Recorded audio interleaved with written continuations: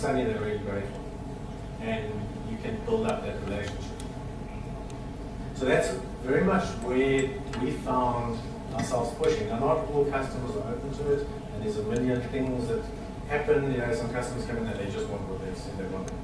Okay? So I'm not saying this is necessarily easy. I'm not saying it's always applicable. But I want to talk a little bit through the innovation process, because what we found through this practice of trying to innovate and innovate around our own products is that innovation didn't work the way that we were taught it was going to work. So I don't know if anyone knows the traditional innovation model there. The old one is like you've got a funnel and you've got a whole lot of like stage gates that you have to get it through, and all these ideas get generated and then you stage gate them, and eventually 6 months later that idea pops out of the funnel, and then you go and implement it and 95% of those fail.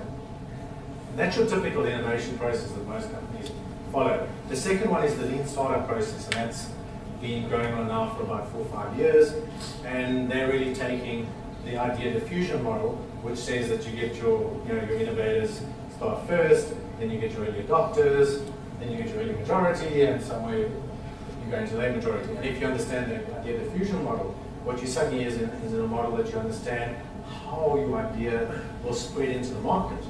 But there's still nothing about how you came up with a really good idea.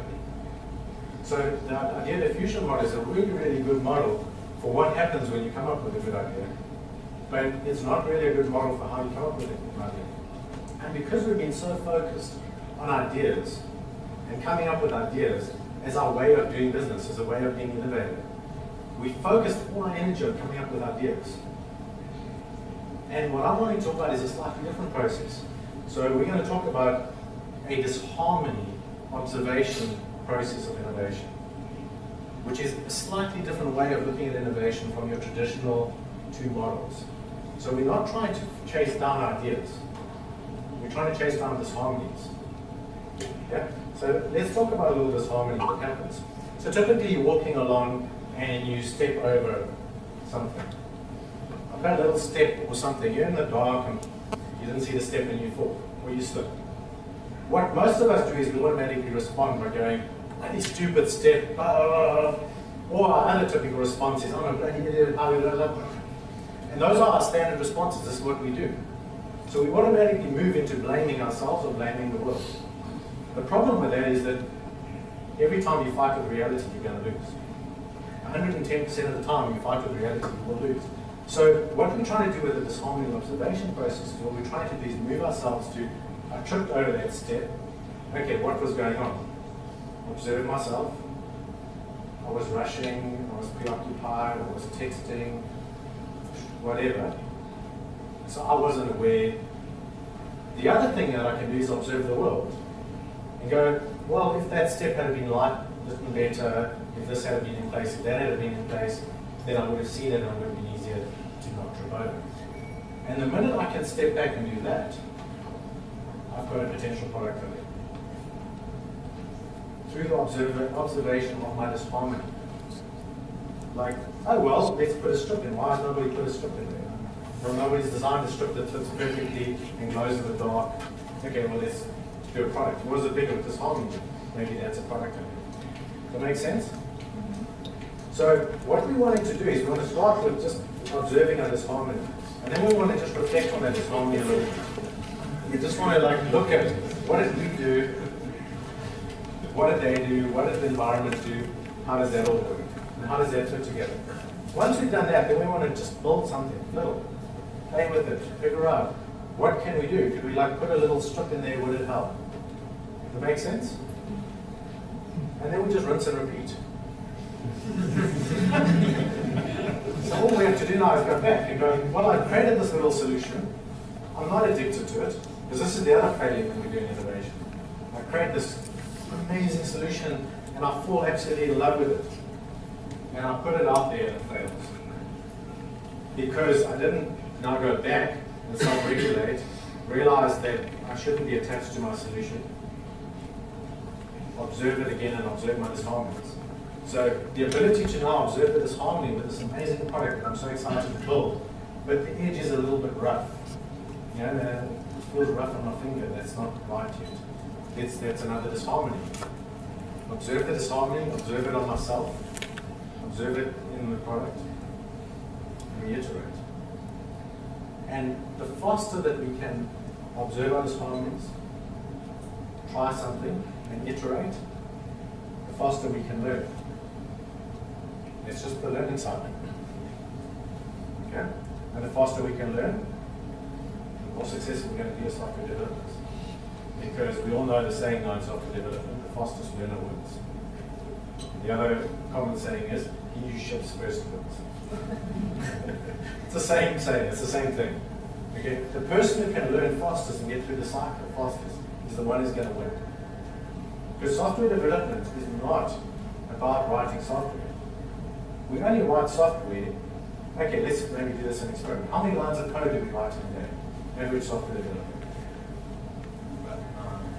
It's not far off. If you're a very good developer, 9 is about the right number. The average software developer. Guesses, come on, you've been writing code for a long time now. Average software developer. 40. Okay, that's spot on. So if you study, do the analysis of average software development, they're writing 40 lines of production code in a day. How long does it take you to write 40 lines of production code? If I gave you a printed out and said, go and type this in, how long is it going to take you? 10 minutes. If you're typing with one finger, 15 minutes. So what do we do for another 7 hours and 45 minutes per day? We spend an hour on Facebook, we download some shit. What do we do with the other 5.5 hours of our day? What are we doing as software developers?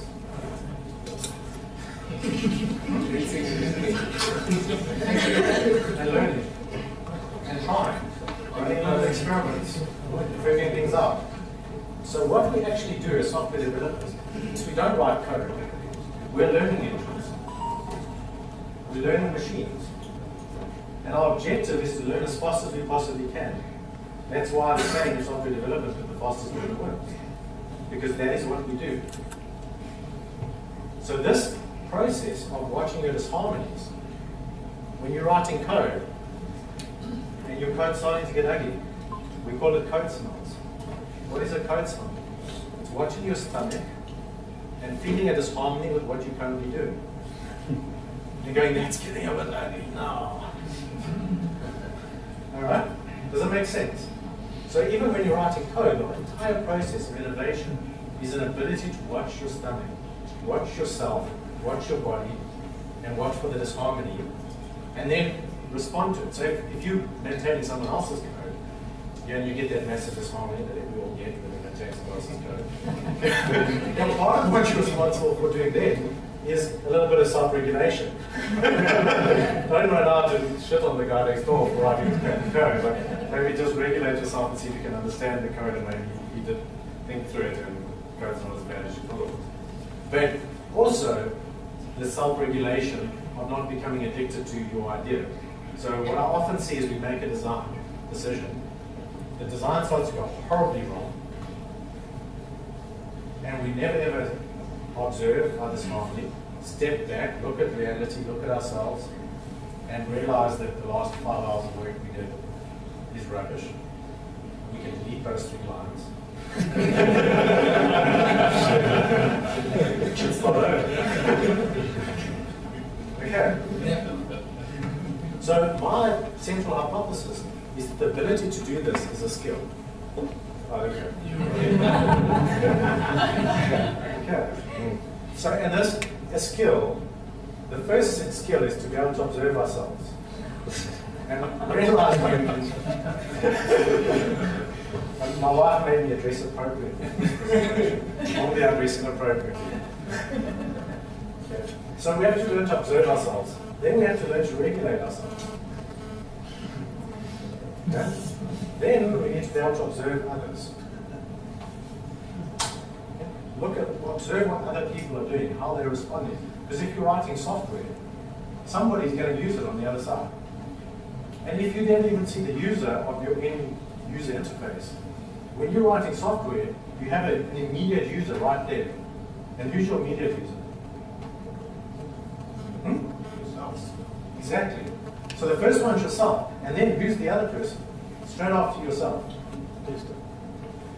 Tester, the developer who has to touch your code and maintain your code. The oak is sitting next door feeling his disharmony at your crappy code.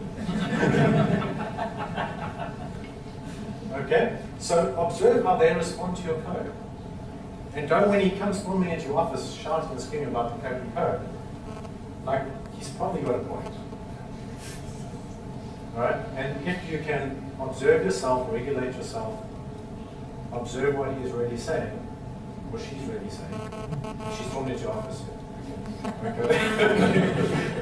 What he or she is really saying, and see what you can learn from it without the emotional content. So these are all key skills. The other obvious skill is that we need to be able to learn to focus. Because our world is built up of an endless set of distractions. So now we had this amazing disharmony. We figured out this little thing that we wanted to do. Now we have to focus. We have to be able to do that. But we don't want to be distracted by email. Okay? The last thing we need to be able to do is we need to play as a team.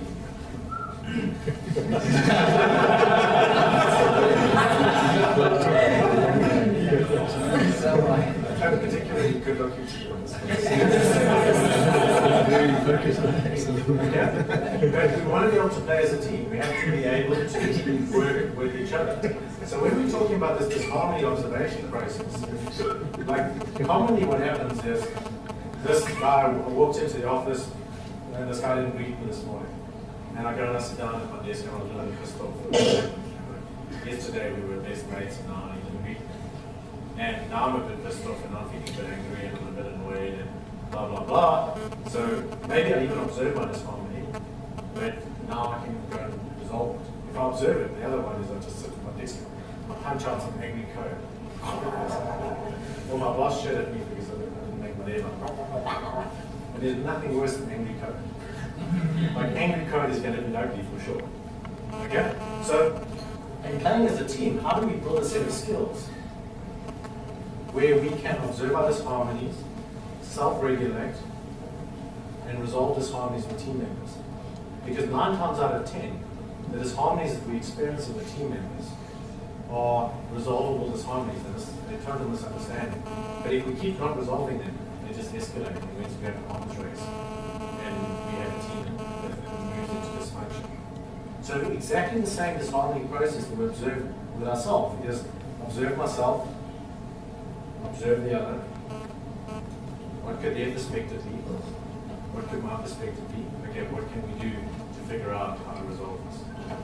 It's the exact same process. It all requires self-reflection, reflection on others, and an observation of reality.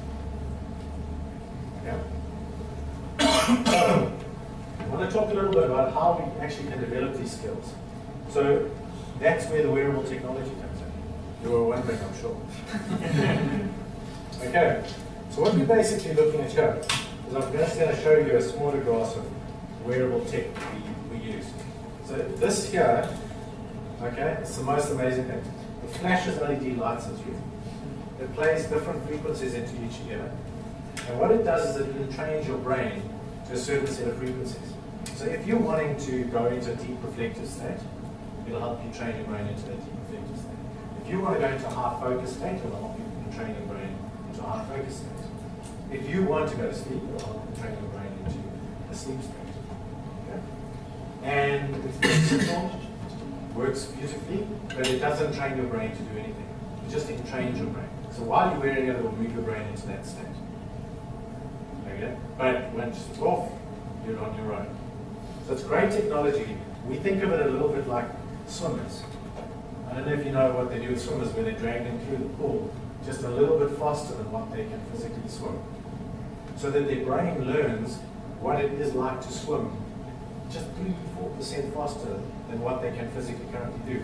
And because their brain can learn how to do that, now they start to learn themselves how to do it. So that's what this type of technology is about. And I've got other tech, I'm not sure if I've got it in my bag today, but I've got other tech that you actually pass a very fine current across your head, and it does the exact same. It trains your brain into a certain set of frequencies. It's a little bit more hardcore. Very likely so far, it's been, I'm really suffering from mild brain damage, but it's more good. We've got some other interesting things here. So this here is an EEG headset. Yeah? Very simple, grounds there, measures EEG in one position on your head. Okay? So now you can train yourself, the same as this thing is moving your brain into a certain set of frequencies. What this is doing, you can train your brain to go into that frequency. And this is where the real power lies, because now you can, on demand, say, oh, I want to go into a creative state. Okay, no problem. I want to go into a focus state. Okay, no problem. I know how to do this. I want to go into a reflective state. Great. Okay, so really, really good technology for training your brain. I've got breathing straps, so you can train your breathing. I've got things that you can train your skin conductivity, so that you can train yourself when you get stressed, the skin conductivity goes up. So you can train your skin conductivity down. So that just simply the only way to do it is to train yourself not to be stressed. Yeah? Great technology for doing lots of things. I've even got a GoPro, so that you can sit and, no, that's not the GoPro, yeah. Got that. So that you can sit and observe everything that's going on. Your little head strap. And then you can see that when you're responding that way, what the hell was happening in your life. Okay? I have voice recorders that sit in the pocket and you can keep recording. I just had a meeting with so-and-so and I feel really shit about it.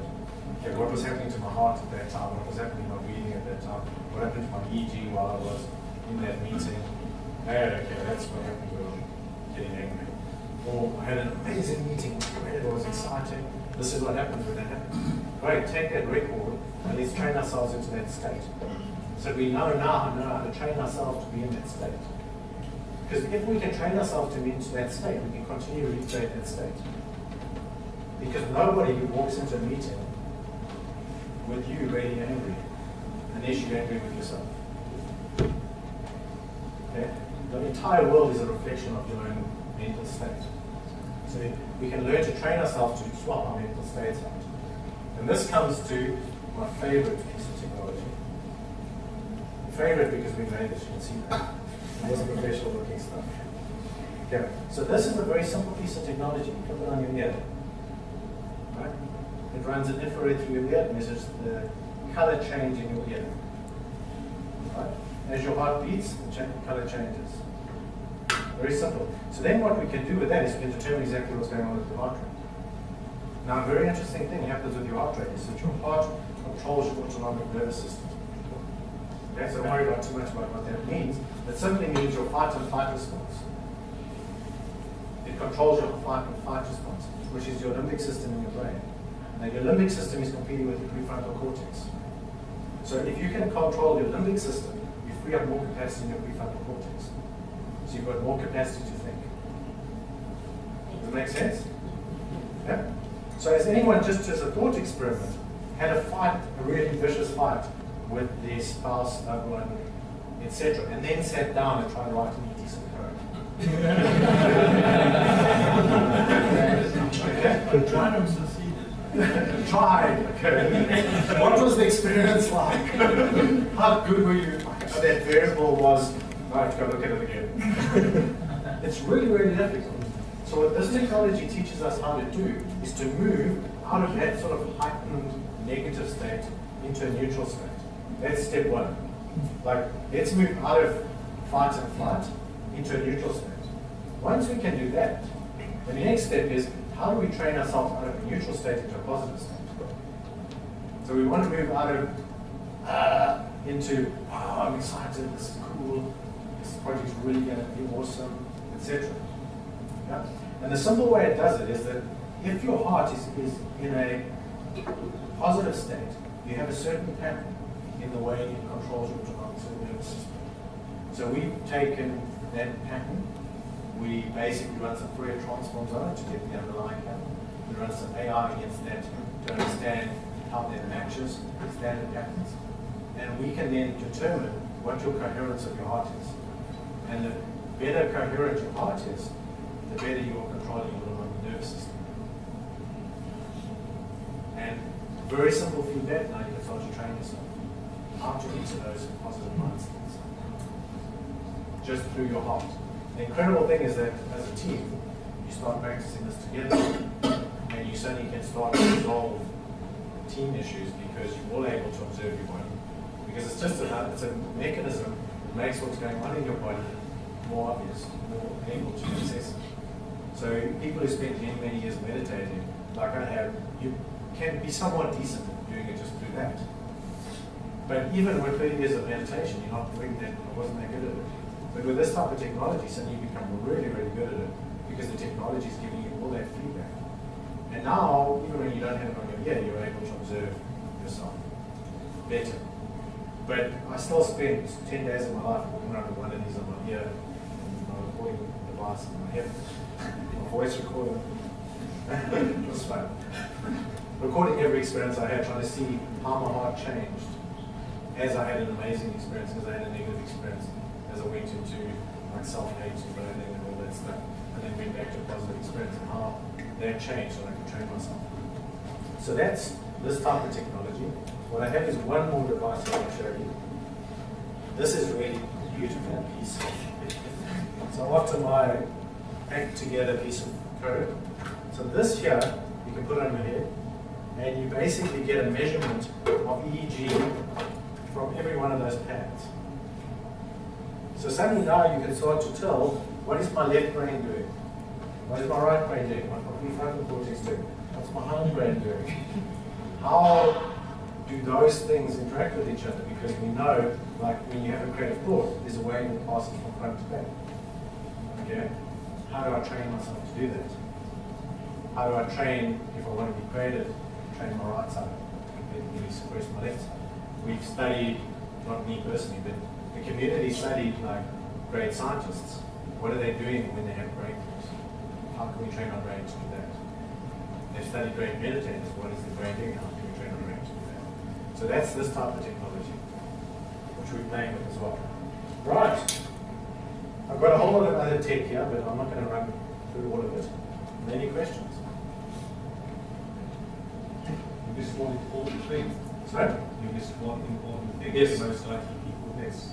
Sport, being fit, being healthy. That is key to controlling most of your body. Well, so number one, being fit. Number two, eating. Number three, sleeping. Competitive sport as well. Well, the studies on it don't say competitive sports are necessary to perform at your peak intellectually.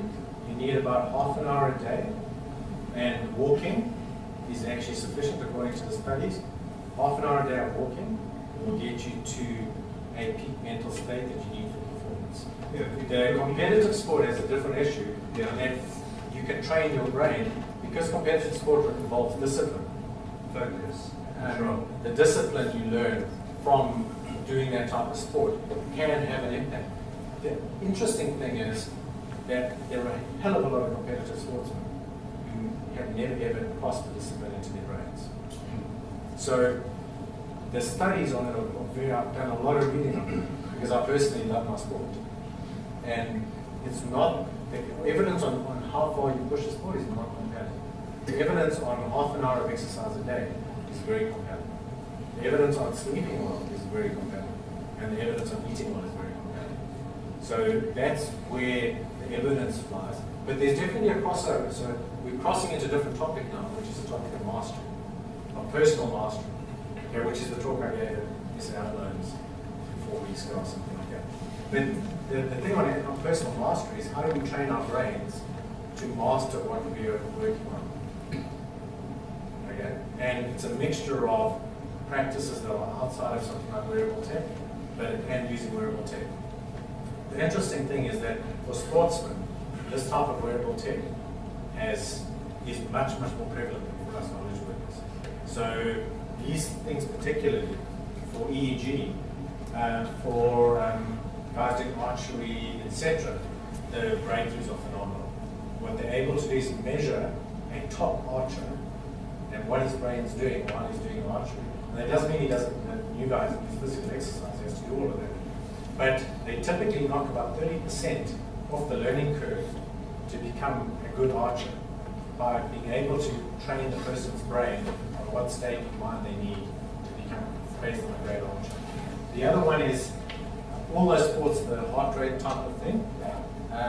What they do with that is for canoeing, being incredibly successful, for golfing, for football, American football, the guys that do the kicking. They haven't done the rest of the team yet, they're starting to figure that out now. But they've done a lot of studies on the kickers. So using this type of technology in combination with competitive sport is being very successful. But that's kind of out of the topic of knowledge workers. What we're trying to do is take the same technologies that have been successful in sport and bring them into the field of knowledge work. So we use these technologies to train armies, because that's where technology starts. We've used the technologies now to train sportsmen. In fact, nobody's really yet using the technologies to train knowledge workers. So what we're looking is how do we use and learning from there, plus these technologies, training knowledge workers. Does that make sense? Cool, any other questions? Yeah, I have one. So you talked about technology to change your internal states, Yeah. state of the brain. What are your thoughts about environment? That's the other side of it. What impact the environment has on your state of mind and your ability to solve problems and be creative? The environment has obviously massive. But you can maximize your environment by learning how to use these technologies to maximize the environment. And what starts to happen, and certainly what we've seen in Chillisoft, when you start to use these technologies, you start to change your environment. So we've gone from, I think Caleb, you saw us last, about a week ago, and you saw us about 6 months before that. Is the company the same? What's happened?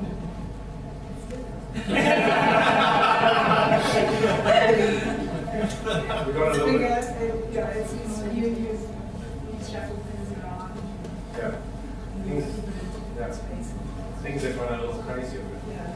Pictures all over the walls, pictures all over the walls all painted with chalk paint, like drawings of them trying to draw on there. Yeah, exactly. It is chaotic. Because, okay, so the speech I was talking about at SA Home, it was about the fact that to become great software developer, what we have to do is we have to master all these skills so that we have the ability to deal with chaos. Because chaos is where creativity comes from. You can't be creative in a structure. It's impossible to be creative in a structure. You can only be creative in the chaos. So Nietzsche has a famous saying which says, you know, to be able to dance a shooting star into existence, you have to embrace chaos. And then that's just simply, and that's just one quote. There's hundreds of quotes on creativity that are all talking about creativity and chaos. And if you go into chaos theory, and you look at the maths of chaos theory, and look at what people are doing on organizational behavior in chaos theory, it's exactly the same. I could talk for 20 minutes just on that, because that's another one of my favorite topics. But yeah, so you will start to change your environment to be able to embrace more chaos, because you can self-regulate. So you can deal with more chaos in your environment and bring it down and do something that you can self-regulate the chaos and you can focus better. So even when there's more chaos going on around you, you can actually focus and still do your job. So it's very different from 2 years ago, where our whole worldview was like, we need to create an environment where there's no distractions. Remove every distraction out of the office. Take all the cell phones out, take the phones out, okay, we're still doing that. Okay, but we're also trying to embrace at times the chaos and see how that works. So you do change your environment, it's just the nature. And your developers will start to change your environment. So, does that mean by embracing chaos, that we must embrace spaghetti code? No. So remember I said the skills? So let me push out. See, I knew someone was going to ask me this question, so I get this slide there. Okay, so if you want to ride on the edge of chaos, this guy is riding in laminar flow, so he's not in chaos. Does that make sense? Because if he was in chaos, he would have he'd be in the tree somewhere. Okay? If you want to go really, really fast on a motorbike, the only way to do it is to lean really, really far down. And the further down you can lean, the faster you can go. Does that make sense?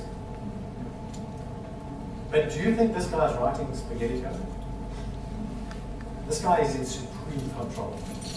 He can control his movements, right? If you or I try to go around the corner like this, we'd be dead. Okay? So he's trained himself to be able to write superb code. And therefore he can write in the chaos. That's what we do. So in the mastery talk that I did, it was all about how do we write superb code. How do we write such good code and so good at it that we can write at the edge of chaos? Yeah? I was just wondering if there's any information you can give us on what you've observed using this in the programming environment so far. You want it now? I'm not sure everybody asking for information. I'll be asking for it. Send me some later. No, I'm asking now. So No. what was the result of applying this to a knowledge work situation? Again, non-esoteric. Okay, let me keep it in the non-esoteric. So essentially, like, if you walk into a company, and as a manager, I've kind of learned how to do this. You walk into a company, you can feel whether people are producing or not. You can feel whether people are excited or not. And then if you walked into a room and everyone's like, when you walk into a room and it's, okay? There's a difference. You can feel that viscerally. You can watch yourself and observe yourself. So when you walk into a company that's starting to practice this stuff, you can feel more excitement, more enthusiasm, more caring between people, because they're resolving their disharmonies with each other, they're resolving their disharmonies with their work environment, themselves, and their product, because suddenly they're starting to understand how does this product relate to my life? Why am I doing this product? You move out of coming to work to get a job and get paid 50, 60K a month, you get paid, to I'm coming to work to do what I love doing, and I have to get paid 60K. And that move starts to happen just simply through the self-reflection. I can talk to you about studies on it. So typically, if you talk about productivity, mindfulness practice, within 6 weeks you're getting about 12% improvement in productivity of a knowledge worker. Within 6 months you're getting about 30% improvement in productivity throughput of a knowledge worker. Okay, if you're talking about creativity, you get about 15% improvement in creativity within 6 weeks of a knowledge worker starting the start practice. So you improve your creativity and you improve your productivity through these type of mindful practices. Simply that they can focus better and they can slip a little bit more into chaos. Make sense? Does that answer your question? Yeah, I can give you lots of stats and lots of studies. Because I'm doing my master's in philosophy on this thing, right? So I've got so much research. I was just interested in the wearable technology. Okay, so the wearable technology is like a brain hack into being able to do mindfulness practice. So what it does is the problem, has anyone tried to do any mindfulness practice? How easy was it? Very hard. Why? It's the focus. It's so good to use focus on it. It's the deliberacy that is really hard. And how easy is it to stick with every day doing your mindful practice? And why is that? It's a change of habits. It's a change of habit. And the thing is, like when we're playing a sport, it's quite easy to see if we're improving. If I'm running every day, it's quite easy for me to see that I ran 5Ks yesterday and I was really stiff. I ran 7Ks today and I wasn't so stiff. When you're doing a mindfulness practice, you can be doing like 2 months of work and you still get to the office some days and you're pissed off. It's like, and then this mindfulness practice is not working. The worst part of the mindfulness practice is that as you do it, you get into a better state and then you stop doing it. Because I'm actually good now, I don't need to do this anymore. Then Then, so this is the pattern we see. I mean, I've been doing mindfulness for like 30 years. And I've seen it in myself. I've seen it in people that have been trying. So what we're trying to do with this is we're putting a feedback loop. So there's simple studies like in Holland, they had houses built on one side of the street and the other side of the street. And when they were going through their whole gas saving issues, they realized that the houses on one side of the street were using 30% less gas than the houses on the other side of the street. And they went in and tried to figure out why. And they did every sort of study and came up with thousands of theories. And then eventually, because this was made in the 70s, people didn't understand that what you need to do is go walk into the house and look at what's going on. Eventually somebody did that, and they walked into the one set of houses and they had a gas meter sitting in the lounge, and it was spinning whenever the gas was on, and it slowed down when the gas was off, and the other guys had a gas meter in the basement. And just simply having the feedback resulted in a 30% saving in gas. Nothing else, no plots, no graphs, nothing, just having feedback. So the thing about wearable technology is we can start to give you very, very good feedback. So if you're training yourself, you can say you're doing better every single day. You've made this improvement. We can show you the numbers. That's just 30% right there. Now we can start to show you performance improvements, like any competitive athlete. You were doing this last week, you're doing this week, you're doing that this week. So we can build in feedback loops. And very simply, we're using gamification. So we're taking in all the gamification stuff, building into the system that you get the right feedback, you get a progression to mastery, you understand how you're going up, you go through some leveling process. So you have your boss fight, and then you have your boss fight. And so that's the mechanisms we're using to help us do mindfulness practice regularly and not make it such a pain and make it, stick to it better. So that's really what it is. So you actually get there faster because you got the feedback. You get there faster, you stick with it because you got the progression to mastery and you got the feedback. Make sense? Within an environment, we've got a lot of people. And not everybody in the environment will engage in the process. Do you understand my question? How do you sort of handle the different levels of acceptance that you might get in the team? Because I think that's quite a real thing. People feel vulnerable. So you're not sure. So now you force them to get esoteric. Okay, so there's a bunch of studies that have been done, and they've been done from the 60s. They've been repeated regularly by multiple universities. So if you take a bunch of people and you put them in the middle of New York, and they focus, the mindful practitioners have been doing it for a long time, they focus on love. And they've repeated this in 60 different cities throughout the world. And it's the same. If you get the right number of people focusing on love in a center, crime drops, suicide drops throughout the city, accident rates drop, and hospital intakes drop. I'm not going to go into the but this is the science, this is the man, this is what's going on. So somehow or another, if you get just a small group in your organization following mindfulness practice, the whole organization gets involved. And if you take it out of the esoteric, if I walk into the office as a boss, I'm a little bit less unhappy every day. Like that just probably gets thrown in the organization. And if the grumpy person is in the corner, nobody ever wants to work with, gets a little bit less unhappy because they are observing that it's not easy to self-regulate. That also complicates it. So on a physical level in the company, you don't need 100% of people to buy in. You just need a seed group enough.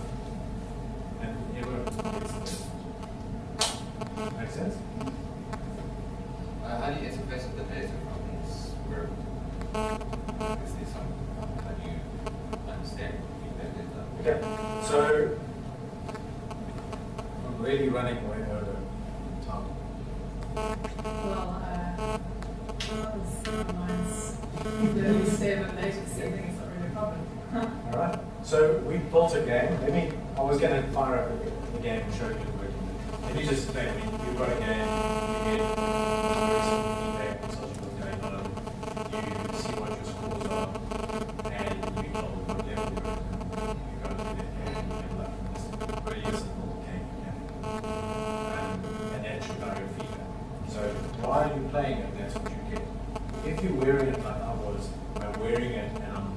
do it myself in my head. Then I take that data, plug it in and I'm back at the computer, transfer it, take a look at what's going on. And I've got a button, I'm ready button, so click, click, click, when you see what happens, so I can get the exact spot where something significant happened. So I can correlate what was happening to what was happening in the biometric.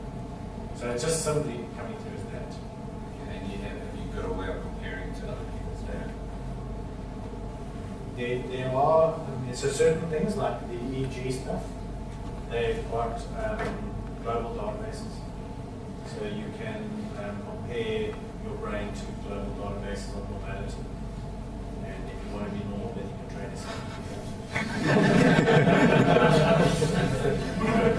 I'm not so addicted to that part of it. I'm trying to train myself to be that way. I mean, with all these studies that you looked at, have any of them looked at why comparing the modern working environment to, say, the 80s? How come with faster computers, better IEs, we used to print out that code? No, was it?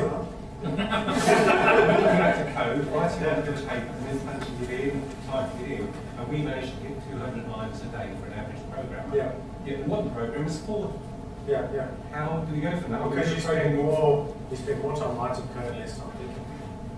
Because I was there, I know what it was. There are also instructions. Yeah, well, that's why. Like, Yeah, but I'm not talking about a coder, I'm talking about you're an analyst programmer, because we call them analyst programmers there. So you're having to come up with a solution and code it and still show up. so the study is on this. Like people who are classified as great programmers by their customers, their bosses, etc., write less code than good programmers, Yeah.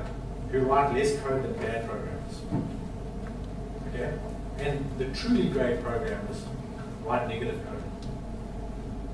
Like, if they are on a code base, they're removing more shit than they're adding. So our view of what it is to be a productive as a programmer has changed dramatically.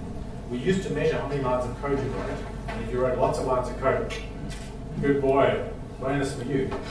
Now we're saying, hey, actually I don't want the guys to go copy and paste all the code and write lots of lines. What I want them to figure out how to do is go reuse the libraries that exist, go reuse the code that somebody else has written, and spend that time, the 3 hours figuring that out, rather than writing the code. Because if you take my worldview, and this is my worldview, I'm not saying anyone else's, but every line of code that you write is a liability on your company. Because somebody's got to maintain it. Somebody's got to test it. And every time you write a line of code, it's going to cost somebody later on money to write a line of code. So your job is to write the least you possibly can and use as much of stuff that's already tested, being maintained by someone else, and figure that out. And most programmers find that really hard. The great programmers find it easy because they've trained themselves to do it. But that's again a different job. Eric? Have you ever looked at a site called Lumosity? Yes. What's your opinion of Spent a it? lot of time on it. It's good. Just for clarification for the guys, it's a brain training website. It's been found that 5 minutes a day doing exercises, it's Yeah. good at certain aspects. So I like it, I enjoy it, I play it. There's no scientific evidence for it, unfortunately. I don't believe that that's a reason not to do it. I do it anyway. I think science always lags reality. So I'm always happy to push out beyond science, but I like also when there is science to back it up. So they've done a bunch of studies on playing on those games, and what they found is that playing that brain game teaches you how to play that brain game very well. It doesn't necessarily teach you how to play anything else related well. And that's what science is currently saying about it. I don't think that's true. But I think, there's not a lot of evidence that this works. But it's a lot of fun to play, so. Any other questions? Okay. That's quite a question. For a guy coding, how many hours is he really productive as in at his peak performance? Or does it, can a good programmer program all day and not use his... Impossible. According to the studies that we've we've done, so not personally conducted, the research we've done, a top programmer can only do about 2 sessions of really intense programming a day. That's about 1.5 hours a day is the maximum of it, but that's a person that's trained. So do you actually try and break that down in your workspace? That the guy will come in, do it, have a tea break, whatever? Yes. So that's a product I'm not talking about.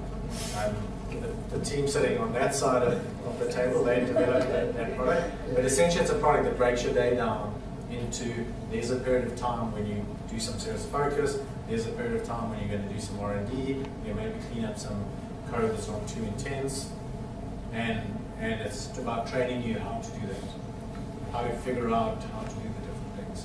So it's a great question, thank you. The little Indian lady in the front there. I think it happens to be my wife and the CEO of the company. Would love to speak to you about that product. I can speak to you, but you would do a far better justice. If you want to grab a drink or something.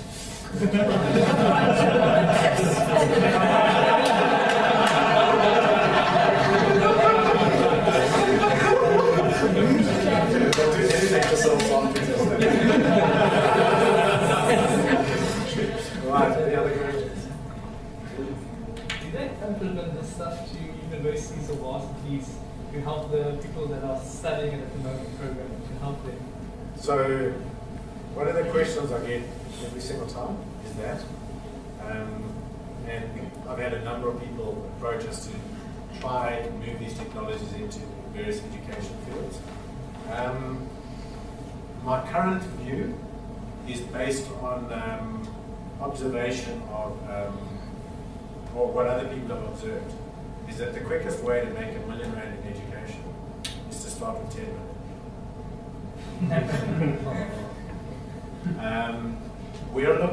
We've chosen the software dev community because, as our target, because most of the software dev community is really motivated. Now, I don't think many of us do this because it's the best way to earn a lot of money. Certainly I don't. I could earn a lot more money doing other things. Most of us love our craft, and most of us want to be better. So, given those sort of factors, we think that software devs are our ideal target audience, and we're software devs ourselves, so we get to play with it and push ourselves.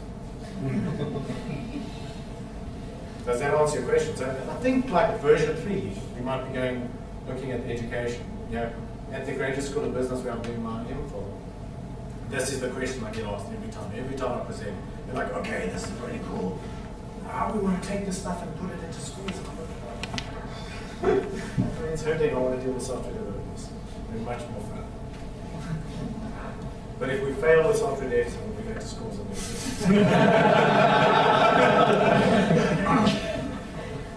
All right. And I'm not attached to software devs. Well, I am attached to them. I'm not attached to selling my products to software devs. Okay, any other questions? Great, cool. Thank you, guys.